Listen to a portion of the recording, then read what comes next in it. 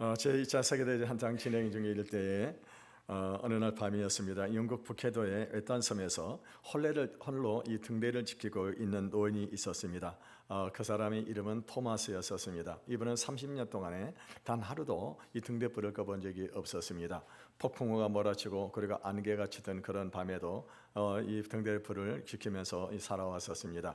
그런데 어느 날 군부대로부터 연락이 왔습니다. 그것은 뭐냐면은 지금 현재 이 등대불로 인해 가지고 위치가 이 적에게 노출이 됐다고 하는 것입니다.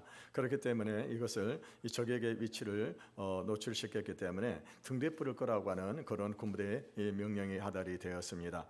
여러분, 지금까지 30년 동안 한 번도 등대불을 꺼본 적이 없었습니다. 이 등대불은 이 항해를 하는 그런 선박들에게 항로를 제공해주는 그런 아주 중요한 역할을 하는 것인데, 그런데 만약에 등대불을 꺼버리게 된다고 한다면은 이 항해하는 선박들이 항로를 잃어버리게 되면은 큰 위험에 처해지게 된다고 하는 것입니다.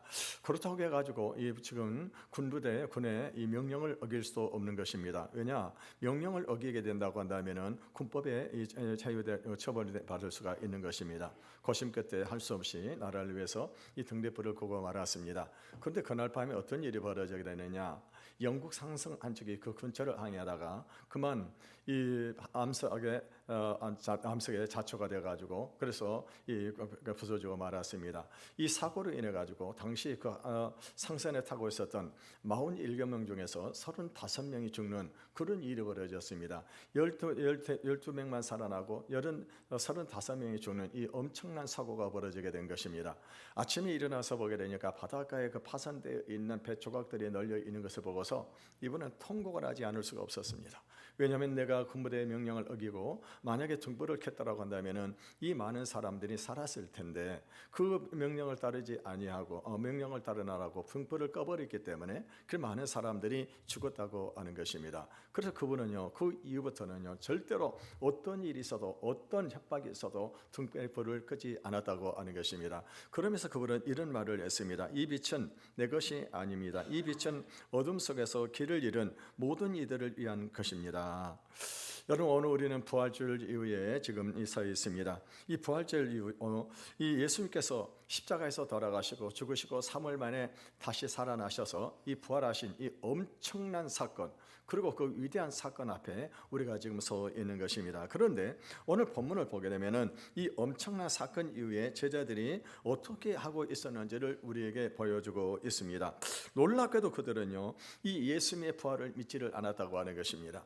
예수님께서 죽으시기 전에 세 차례나 예수님께서 다시 살아나실 것을 말씀을 하셨고 또 부활하신 예수님을 본 사람들이 있었습니다. 그 사람들은 누굽니까? 여인 막달라 마리아라든가 여인들, 그리고 또 엠마오로 갔던 그 제자들, 이 사람들이 분명히 부활하신 예수님을 만났다라고 그렇게 전했음에도 불구하고 이 제자들은 그것을 믿지를 않았다고 하는 것입니다. 여러분요, 지금 이 모습이 어쩌면은요, 오늘 우리의 모습이 아닌지 모르겠습니다. 우리는 부활을 머리로는 알고 있으면서도 이 두려움과 수치심 때문에 복음의 빛을 감추고 있지 않냐고 하는 것입니다.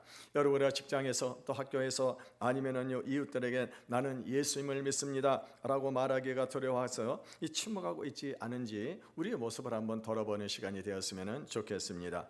여러분, 생각해 보게 되면은요, 오늘날의 상황이 그 제자들의 상황과 크게 다르지 않다고 하는 사실입니다. 우리는요, 지금 스마트폰 하나로 전 세계 어디서든지 소통을 할 수 있는 그런 시대 속에 살아가고 있습니다.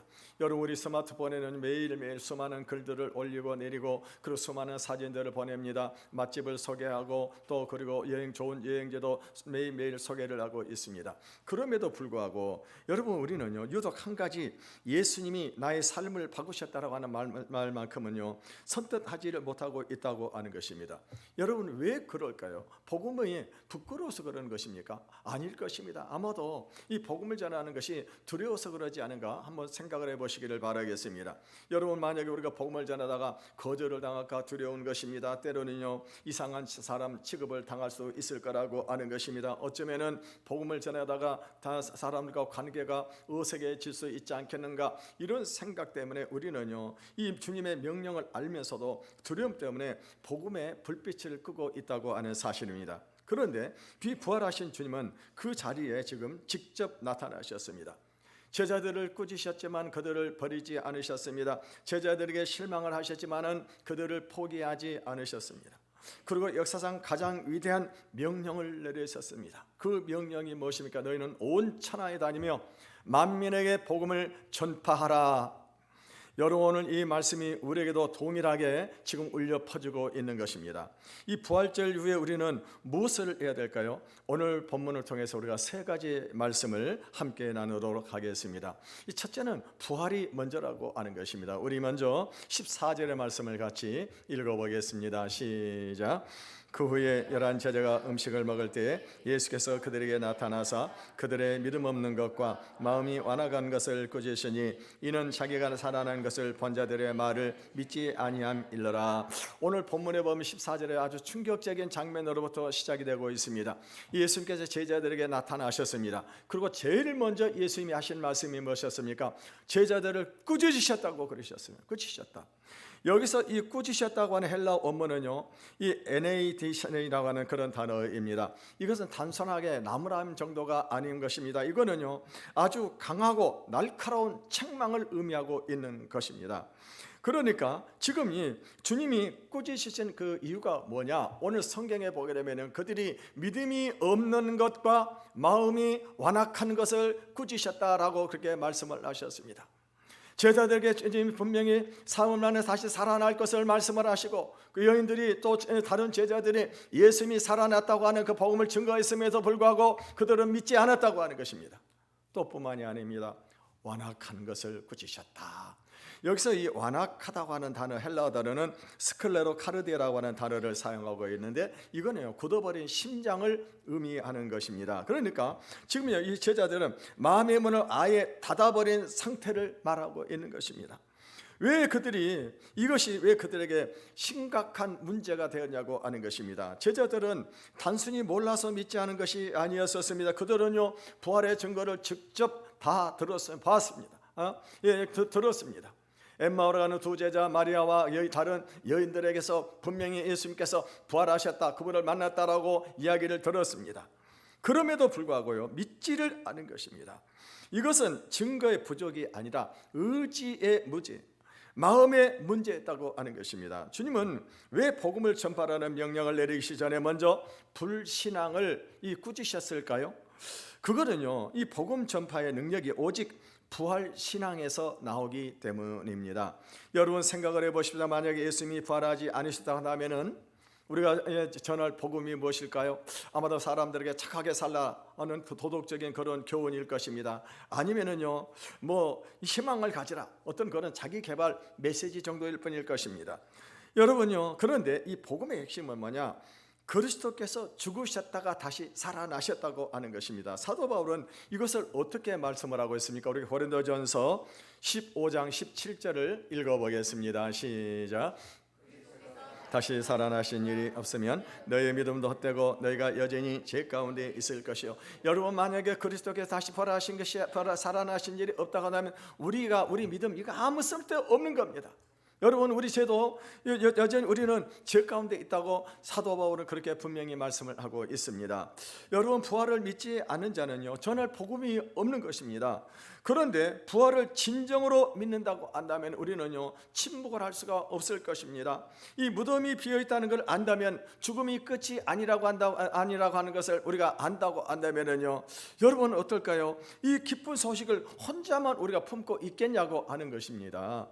오늘날 많은 성도들이 복음을 전하지 못하는 이유가 무엇입니까? 말을 잘 못하니까요. 제가 성경을 잘 몰라서요. 아니면은 거절당할까 봐서 두려워서 그렇습니다 라는 그렇게 대답을 할 수 있을 것입니다. 그런데요, 가장 중요한 이유는 뭐냐? 부활의 실제성, 그리고 이 마음의 깊이, 이 부활의 실제성을 마음에 깊이 확신하지 못하기 때문입니다. 언젠가 뉴스에 한번 나온 적이 있었습니다. 서울에서 어떤 이 건물에서 불이 났습니다. 거기 보니까 아마 빌란지에 한번 그런 건물에서 불이 나는 걸 지나가는 청년이 그것을 보았습니다. 이 청년이 밤에 새벽에 보니까 불이 나 있는 거예요. 그런데 이 청년이 어떻게 합니까? 그거 그냥 놔두고 지나갈 수가 있겠습니까? 그냥 지나가게 되면은 사람들이 다 죽는다고 하는 것입니다. 그러니까 이 청년이 집집마다 다니면서 다 문을 두드리면서 불이야 불이야 소리를 외친 거예요. 여러분, 불이 났는데 그냥 뭐 지나갈 수 있겠냐고 하는 것입니다. 에? 그래서 시청자 나중에 어떻게 합니까? 많은 사람들 죽이고 자기는 연기에 지식돼 가지고 죽는 그런 일이 벌어졌었습니다. 여러분, 우리 부활신앙도 마찬가지입니다. 예수님이 진짜 살아났다고 하는 이 확신이 있다고 한다면요, 여러분, 우리는요 전도와 방법을 배우기 전에 벌써 우리는 어떻게 합니까? 입이 열리게 되어 있는 것입니다. 주님은 오늘 우리에게 먼저 물으십니다. 너는 진정으로 부활을 믿느냐? 여러분, 믿습니까? 진정으로 믿냐고 하는 거예요. 그렇다면 부활을 진정으로 믿는다고 하는 것은 어떤 의미가 있을까요? 2000년 전에 예수님께서 다시 살아났다고 하는 것에 대해서 동의하는 것입니까? 물론 그것도 많은 것입니다. 그런데 더 중요한 것은 뭐냐? 우리가 진정으로 부활을 믿는다고 한다면요, 그 부활하신 주님 오늘도 나와 함께하고 계시다고 하는 사실을 믿는 것입니다. 그래서 그분이 이제 지금도 나와 동행을 하시고 나의 기도를 들어주시고 그런 나의 삶을 이끌어가고 있다고 하는 사실을 우리가 믿는 것, 이것이 바로 우리가 부활을 믿는다고 하는 것입니다. 여러분, 오늘 이 자리에서 잠시 마음속으로 질문을 해보시기를 바라겠습니다.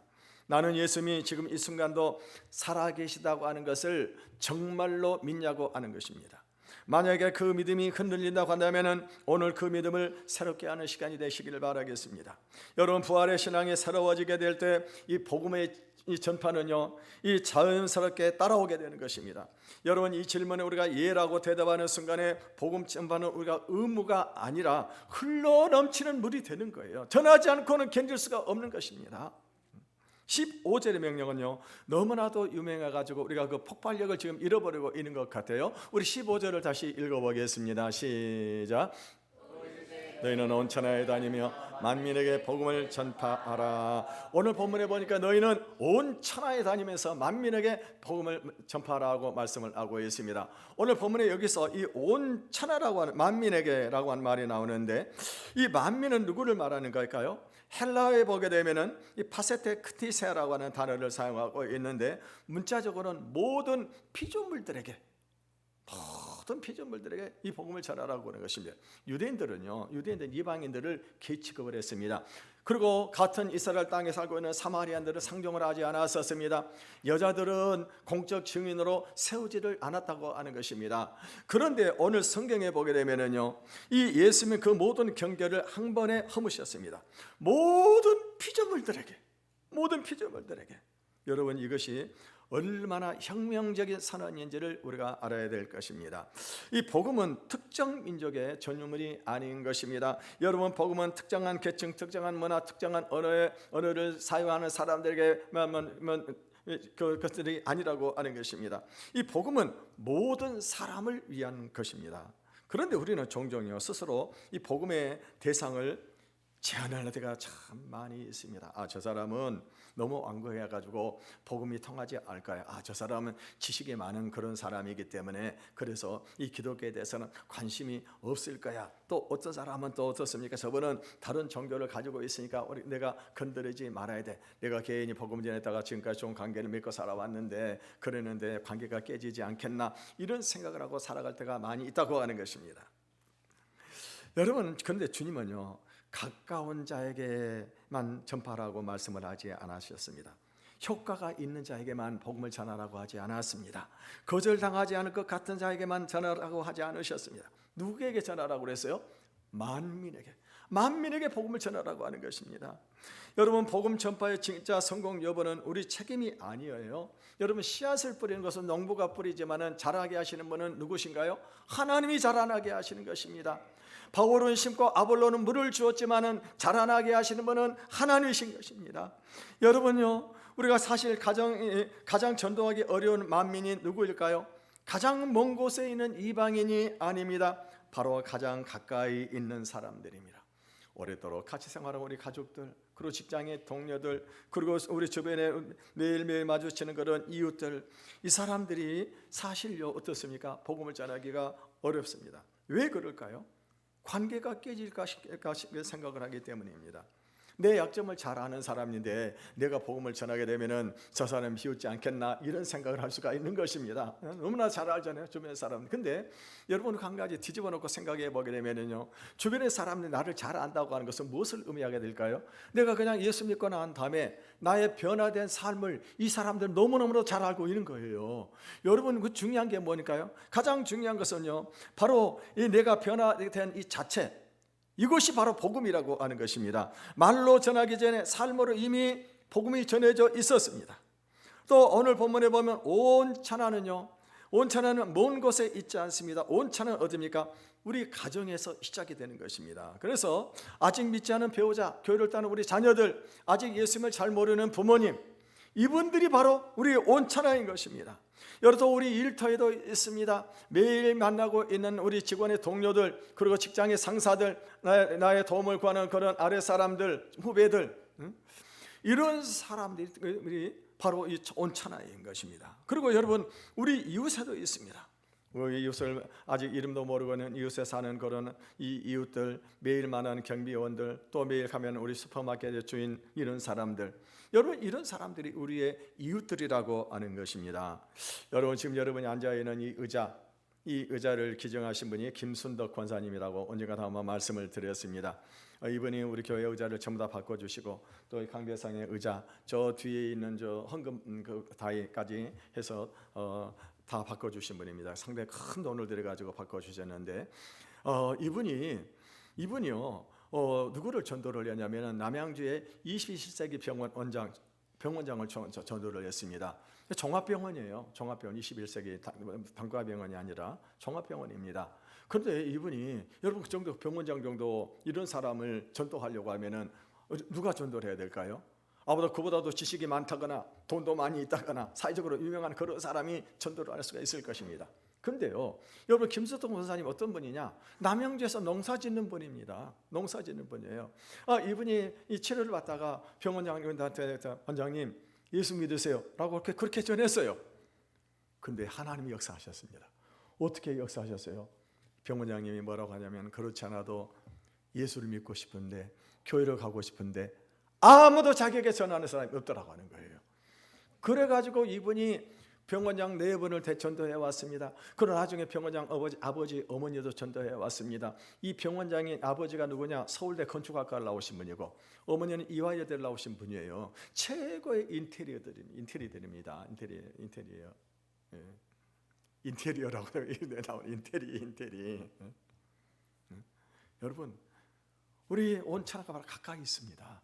지금 누군가가 나를 교회를 데리고 갔으면 하는 그런 사람들이 우리 주변에 있어요. 내가 말을 꺼내지 않아서 그런 것이지, 기다리고 있는 사람이 있다니까요. 세 번째, 복음에는 반드시 능력이 나타나는 것을 믿으시기를 바라겠습니다. 17절에서 18절을 읽어보겠습니다. 시작. 믿는 자들에게는 이런 표적이 따르리니 곧 그들이 내 이름으로 귀신을 쫓아내며 새 방언을 말하며 뱀을 집어 올리며 무슨 독을 마실지라도 해를 받지 아니하며 병든 사람에게 손을 얹은즉 나으리라 하시더라. 여러분, 오늘 우리가 본문을 읽으면 당황할 수밖에 없습니다. 이 믿는 자들 어떤 표적에 따른다고요? 귀신이 떠나가게 되고, 그리고 새 방언을 말하며 뱀을 집으며 무슨 독을 마실지라도 해를 받지 아니하며, 그리고 어떻습니까? 오늘 성경에 보게 되니까는요, 병자의 손을 얹은즉 나으리라고 그렇게 말씀을 하고 있습니다. 여러분, 이런 일이 진짜 있을까요? 여러분, 우리가 성경에 증거하고 있잖아요. 아마 사도행전을 보게 되면은요, 이 제자들을 통해 가지고 제자들이 기도할 때 어마어마한 기적이 일어나게 되는 것입니다. 제자들이 기도할 때 죽은 자가 살아나고 앉은 자가 일어서고 얼마나 많은 귀신들이 따라가는 그런 역사들이 일어났습니다. 근데 여러분, 이것이 성경에만 기록된 것이 아니라 오늘 동일하게 교회 안에 이런 일이 수없이 일어나고 있습니다. 일어나고 있어요. 여러분, 이런 표적들은요, 복음의 말씀이 참되다고 하는 것을 확증해 주신 것입니다. 주님이 하시는 말씀이 참되다고 하는 것을 우리에게 증거해 주는 것입니다. 그런데 더 중요한 것이 있습니다. 이 모든 표적들의 목적은 뭐냐? 표적 자체에 있는 것이 아닙니다. 이 10절 하반절을 보게 되면 그 따르는 표적으로 말씀을 확실히 증언하시니라. 표적은 말씀을 증언하는 도구입니다. 복음 전파가 목적이고 표적은 그것을 돕는 수단이라고 하는 것입니다. 오늘 본문에서 가장 아름다운 구절이 20절입니다. 우리 20절을 같이 읽어보겠습니다. 시작. 두루 전파할세 주께서 함께 역사하사 그 따르는 표적으로 말씀을 확실히 증언하시니라. 여러분, 오늘 여기 보면 복음 전파의 놀라운 비밀이 여기 있습니다. 그 비밀이 뭐냐?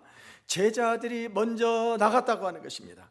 표적이 일어나고 제자들이 나간 것이 아니면 능력을 받고 난 다음에 제자들이 나간 것이 아닙니다. 준비가 되고 난 다음에 제자들이 나간 게 아니에요. 어떻게 했어요? 제자들이 나가서 전파할 때 그때 어떤 일이 벌어집니까? 주님께서 함께 역사하사 주님이 함께하는 그 능력이 나타나가지고 많은 표적이 나타나는 것이에요. 많은 표적이. 이것이 여러분 이것이 하나님이 일하시는 방식입니다. 이스라엘 백성들이 홍해 바다를 건너갈 때 어떻게 했습니까? 하나님의 명령을 줘가 모세가 손을 내밀었을 때, 지팡이를 내밀었을 때 갈라집니다. 여러분 여리고성을 어떻게 건넜어요? 여리고성을 어떻게 했습니까? 하나님이 요단강을 어떻게 건넜습니까? 요단강을 갈라놓고 건너가라 그러지 않았습니다. 그들에게 뭐라고 그랬습니까? 제사장들에게 너희가 법궤를 메고 먼저 발을 디드라, 물에다 디드라고 하는 거예요. 그들이 믿음으로 법궤를 메고 발을 디딜 때 요단강이 갈라져 버렸습니다. 그래서 그 요단강을 건너갔습니다. 여리고성도 마찬가지입니다. 하나님께서 여리고성을 무너뜨리고 가서 침략하라고 하지 않았어요. 이스라엘 백성들 하나님의 말씀을 순종해가지고 여리고성을 돌라. 그럼 마지막 7번째 돌 때 와하고 소리를 지르면 무너질 것이다. 그래서 그들이 순종을 했더니 어떻습니까? 여리고성이 무너지는 것입니다. 여러분, 하나님은 이렇게 일어났어요. 어떤 기적을 일으켜 놓고 나서 우리가 뭐 하라고 하는 것이 아니라 우리 하나님의 말씀에 순종하면은 하나님의 능력이 함께하는 것을 믿으시기를 바라겠습니다. 여러분, 오늘날 우리에게 따르는 이 표적이 무엇일까요? 물론 하나님 지금도 기적을 행하십니다. 그런데 가장 위대한 표적이 뭐예요? 그거는요, 우리의 변화된 삶입니다. 우리의 삶. 여러분, 알코올 중독자, 도박을 하던 그런 사람들이 예수 믿고 새로운 삶을 사는 겁니다.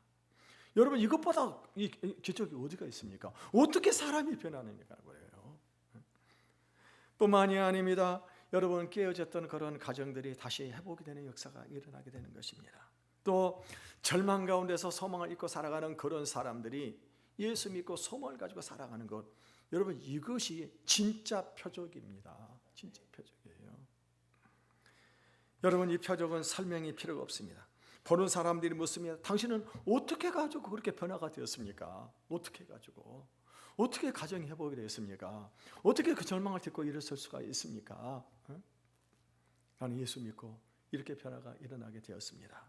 이것이 복음이에요. 이게 복음을 전하는 것입니다. 18세기 영국의 노예 무역상 이 존 뉴턴은 악명 높은 그런 사람이었습니다. 이 아프리카 지역에 가가지고 수많은 그 흑인들을 전부 다 수천 명의 사람들을 잡아가지고 노예로 팔아먹었던 그런 악명 높은 사람. 이 사람은 하나님도 없고 양심도 없다라고 생각을 하던 그런 사람이었습니다. 아주 부도덕한 그런 생활을 하던 그런 사람이었습니다. 어느 날 노예를 잡아가지고 그래서 이 배에다 태워가지고 대서양을 건너가고 있는데 큰 폭풍이 분 겁니다. 이제 배가 뒤집힐 정도로 큰 폭풍이 불게 되니까 이 사람이 자기도 모르면서 하나님 살려주세요. 하나님 살려주세요. 내가 저를 살려주면 제가 하나님 믿겠습니다 라고 그렇게 기도를 했습니다. 그 순간에 배가 잔잔해지는 거예요. 살아났습니다. 그러나 다음에 이 사람이 이제 성경을 읽고 나중에 예수님을 믿었습니다. 노예 무역상을 접어버리고 그러나 다음에 나중에 이 목사가 되었습니다. 그리고 이분이 찬송가를 지었어요. 그 찬송이 무엇입니까? Amazing Grace. 그 가사가 나 같은 죄인을 살리신 그 은혜 놀랍도다. 그 찬양 우리가 잘 알고 있잖아요. 여러분, 그 찬양을 지은 지가 250년이 지났습니다. 그럼에도 불구하고 얼마나 많은 사람들이 그 찬양으로 은혜를 받고 있고 그 찬양으로 복음을 듣고 있겠냐고. 얼마나 많은 사람이 그 찬양을 통해 가지고 주님 앞에 돌아오고 있는지를 모르는 것입니다. 여기서 우리가 깊이 생각할 것이 있습니다. 존 뉴턴이 찬송가를 쓰게 된 것은 이 사람이 어느 날 갑자기 나는 이제 완전히 준비가 되었다, 이제 나는 하나님을 위해서 뭔가 하겠다라고 그렇게 결심해서가 아니에요. 그가 폭풍 속에서 하나님 앞에서 부르짖어서 기도할 때 하나님께서 그를 살려주셨어요. 그래서 그 은혜를 노래한 것입니다. 여러분, 복음 전파도 마찬가지입니다. 완벽하게 준비된 사람이 완벽한 말로 복음을 전하는 것이 아닙니다. 정말 떨리는 손으로 이 더듬거리는 그런 말로 우리가 전하는 것입니다. 저는 예수를 믿어가지고 이렇게 달라졌습니다. 나는 예수 믿고 이렇게 달라졌어요. 당신도 예수 믿어보세요. 당신도 삶의 변화가 일어나게 될 것입니다. 여러분, 그 말 한마디가요, 한마디 하게 될 때 주님이 역사하시는 것을 믿으시길 바라겠습니다. 우리가 순종해서 한 발을 내딛는 그 순간에 주님의 손이, 능력의 손이 움직이는 것입니다. 이것이 바로 표적이 따른다고 하는 진정한 말씀의 의미인 것입니다. 표적은 우리가 만들어내는 것이 아니에요. 우리가 주님의 말씀에 따라서 순종하고 나아가게 될 때에 주님의 손이, 주님의 능력이 함께 하시는 것입니다. 여러분, 변화되는 삶이 이미 표적입니다. 주님 오늘도 함께 역사하고 계십니다. 우리가 순종의 한 발을 내딛는 그 순간에 주님의 능력이 함께하는 것을 믿으시기를 바라겠습니다.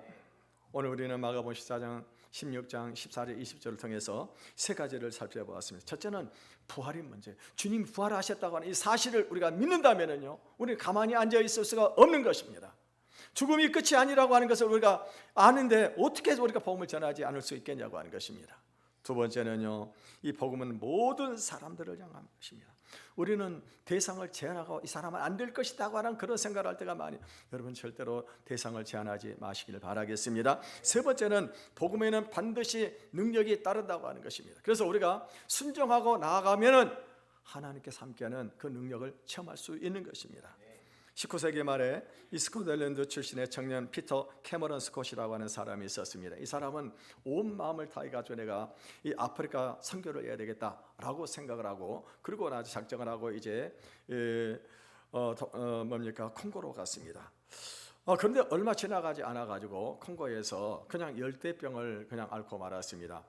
이 열대병으로 인해 가지고 같이 갔던 형이 거기서 죽고 말았습니다. 그리고 자기도 너무 심하게 알아가지고 다시 영국으로 돌아왔었습니다. 그때 사람들이 말을 하게 됩니다. 다시는 더 이상 거기서 가지 말아라. 당신 할 만큼 했다. 그 당신 형도 죽지 않았느냐라고 그렇게 얘기를 하는 거예요. 너무나 절망이 찾아왔었습니다. 내가 정말 하나님의 음성을 내가 잘못 들은 것인가 라고 생각을 하고 절망을 하고 있다가 어느 날 영국의 이 웨스트민스터 사원을 가게 되었습니다. 그곳에서 이 아프리카 선교의 선구자인 이 데이비드 리빙스턴의 무덤 앞에 섰습니다. 그 무덤 앞에는 이렇게 묘비에 이런 글이 써 있었습니다. 두려워하지 말라, 내가 세상 끝날까지 너와 항상 함께 있으리라. 이 글을, 이 묘비의 글을 읽는 순간에 주님의 음성이 들린 거예요. 두려워하지 말아라, 내가 세상 끝날까지 너와 함께 하리라. 그래서 이번에는 그가요 서아프리카로 가게 되었습니다. 근데 서아프리카 가게 될 때 케냐로 가게 되어졌는데, 이번에는요 이거 갈 때는요 부모님이 같이 가게 되었습니다. 부모님도, 그리고 두 형제도 같이 갔습니다. 그래가지고 그곳에 가서 열심히 복음을 전했습니다.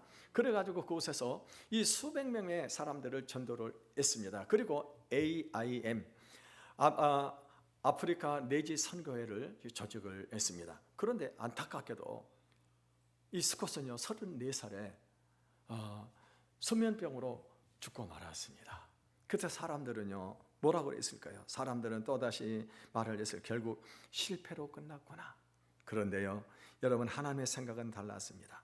그가 세운 AIM은 그의 죽음 이후에 더욱 빠르게 성장해가지고 20세기 안에 동아프리카 전역에서 수천 교회 교회를 세우고 수백만 명의 선교들을 전도를 했던 것입니다. 여러분, 오늘날도 이 선교회는 전 세계 50여 국에서 활동을 하고 있습니다. 여러분, 피터 캐머런 스콧이 처음에 선교를 나갔을 때 그는 실패자로 보였습니다. 그런데 주님은요 그 실패를 버리지 않았습니다. 그 실패를 더욱더 더 단단한 믿음으로 빚어내셨다고 하는 것입니다. 그리고 그가 다시 일어나 나갔을 때 주님은 함께 역사하셨습니다. 오늘 본문의 제자들도 마찬가지입니다. 그들은요 불신앙으로 책망을 받았습니다. 그런데 주님은 그들을 포기하지 않으셨습니다. 그들에게 다시 사명을 주셨습니다. 그리고 그들이 나갔을 때 주님이 함께 역사를 하셨습니다. 여러분, 이것이 은혜입니다. 우리가 완전해서 우리가 준비가 다 되었기 때문에, 우리가 실패 없이 살아왔기 때문에 우리를 쓰시는 것이 결코 아니라고 하는 것입니다. 여러분, 부활하신 주님께서 함께 하시기 때문에 우리가 복음을 전할 수 있는 것입니다. 오늘 이 시간에 다시 한번 주님의 음성을 들을 수 있기를 바라겠습니다. 너희는 온 천하에 가서 만민에게 복음을 전파하라. 내가 세상 끝날까지 너희와 항상 함께 있으리라. 이 명령 여러분 어떻습니까요? 두렵게 느끼십니까? 당연하죠. 두렵죠. 여러분, 제자들도 두려웠었습니다. 피터 스콧도 두려웠었습니다. 그런데 두려움이 사라진 후에 나가는 것이 아니었었습니다. 두려움을 안고 나갈 때 주님이 그 두려움을 걷어주시고 주님이 함께 하시는 그 능력이 나타났었습니다.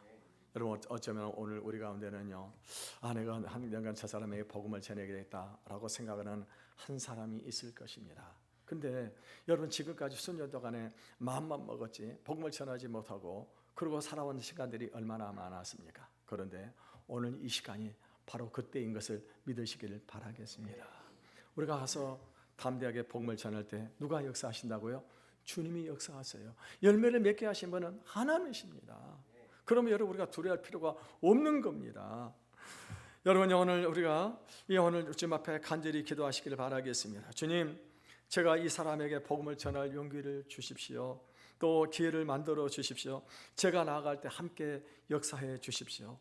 우리가 이 기도가 반드시 응답이 될 것입니다. 왜냐하면 이것이 바로 하나님의 뜻이기 때문입니다. 하나님은 아무도 멸망하지 않고 다 회개하게 이르기를 원한다고 말씀을 하셨습니다. 여러분, 한 사람 한 사람을 위해서 기도할 때 하나님께서도요, 그 한 사람을 향해서 이미 일하고 계시는 것입니다. 오늘 이 시간에 한 사람의 이름을 마음에 품으시기를 바라겠습니다. 아직도 복음을 알지 못하고 있는 그 한 사람, 그 사람을 위해서 기도하시기를 바라겠습니다. 그 사람에게 따뜻하게 다가가셔가지고 그래서 우리의 삶을 보여주시기를 바라겠습니다. 그래서 여러분, 한 발 디디는 그 순간에 부활하신 주님이 여러분과 함께 하실 것입니다. 이것이 부활절 이후에 우리에게 주어진 가장 위대한 사명이요, 가장 위대한 특권인 것입니다. 이 사명과 이 특권을 감당하는 저와 여러분의 삶이 되시기를 주님의 이름으로 축원을 드리겠습니다. 이 시간에 우리 한번 찬양하고 기도하는 시간을 갖도록 하겠습니다. 비바람이 앞길을 막아도 나는 가리, 주의 길을 가리. 눈보라가 앞길을 가려도 나는 가리, 주의 길을 가리. 찬양하고 기도하는 시간을 갖겠습니다.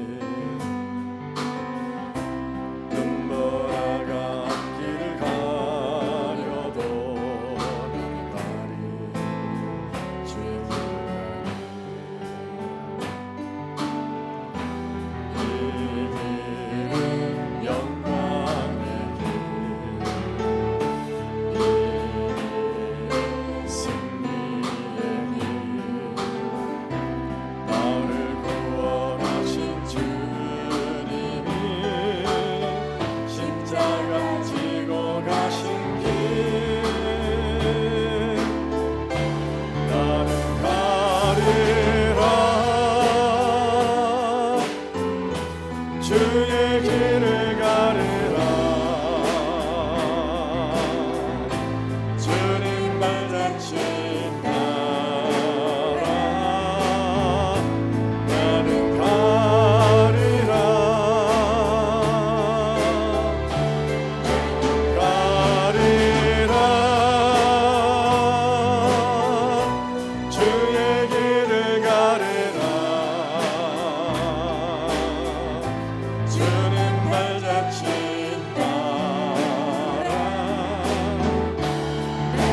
한 키 높이겠습니다.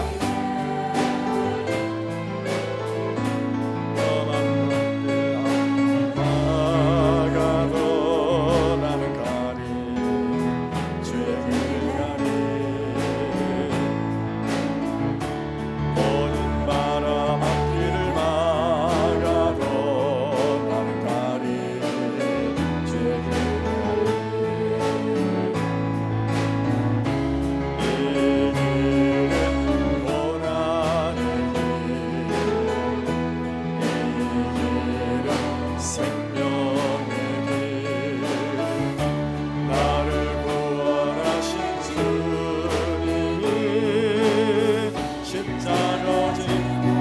가신 길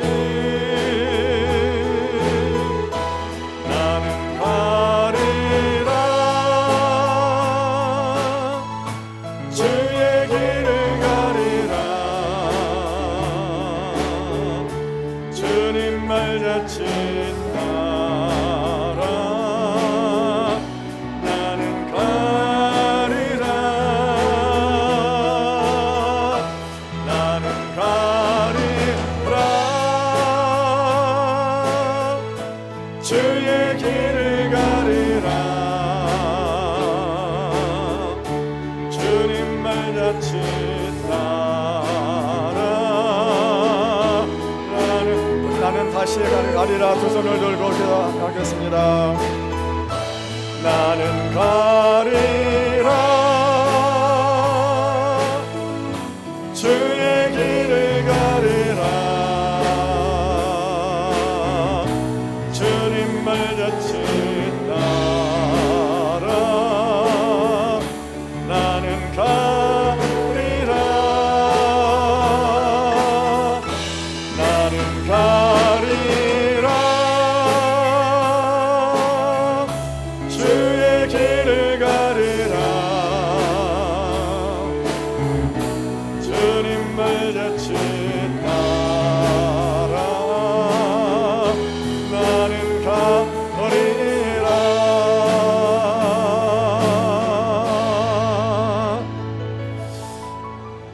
살아계신 여러분, 주님께서 부활하신 것을 믿으십니까?